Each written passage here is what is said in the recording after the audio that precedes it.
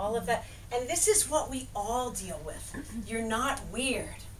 I'm here to tell you that this is human. This is being human. And I'd like you to take a peek at this and turn to a neighbor and say, what do you think you need to work on the most of these 6 keys? Voice. Having a clear, confident, connected voice where you feel that it's the voice of authority, it's the voice of creativity, of passion, of expression, okay? Next one is not necessarily in any order. Vision.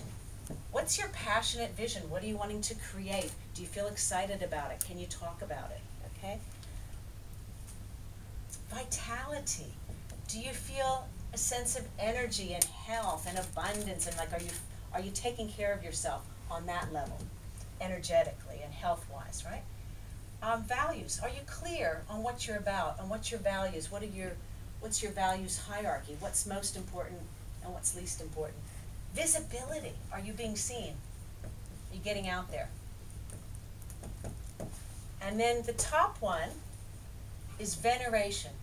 Veneration means treating yourself and treating others with dignity and respect. Treating yourself with dignity and respect first, so you can treat others with dignity and respect. When you've mastered the 6 V's, right?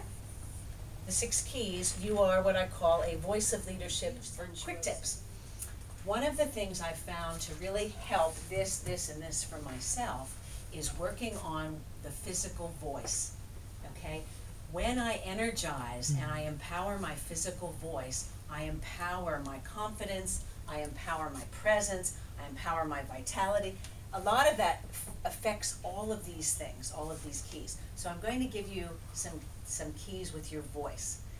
And to speak with what I call the voice of authority, one tip is this, just try it while you're sitting there.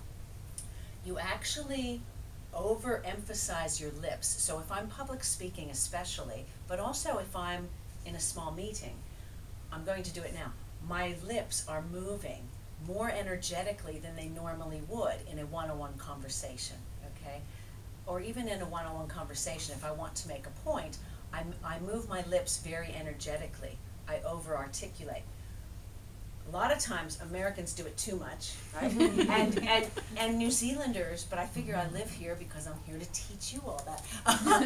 and New Zealanders kind of go, hey, how you doing, mate? and they tend to very cash, which is great and authentic, but it's very like, you know, so anyway, I was going down the other end, and I actually bring more energy and more presence into my speech, into my my carriage, my delivery. So there's a little tip from the acting world and from speech and voice.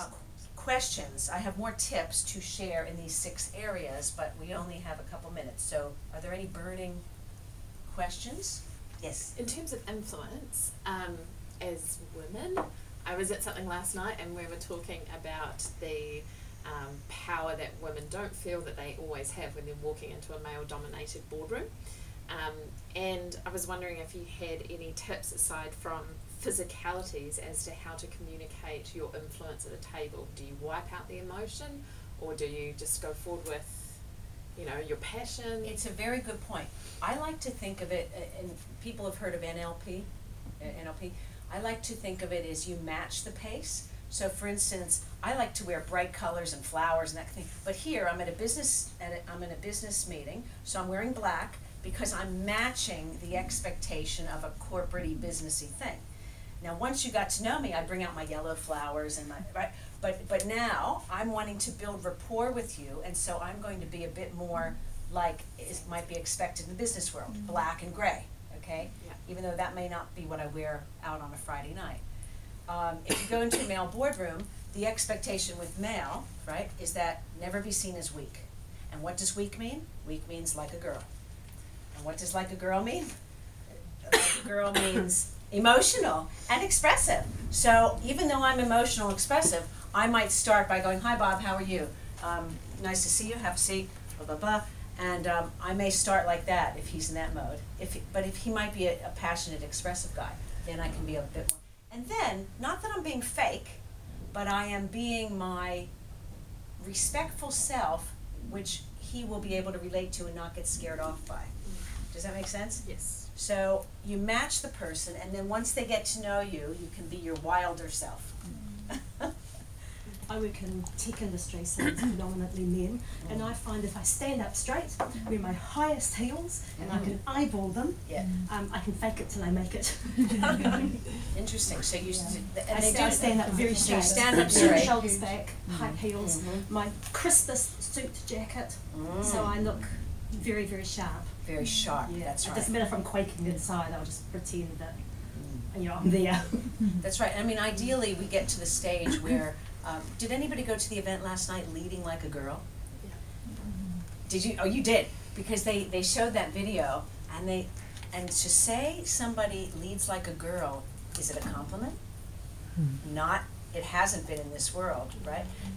My dad used to say to me, "You're throwing like a girl," and that was not a compliment. No. You're running like a girl, and so I learned, to be like a girl is not good.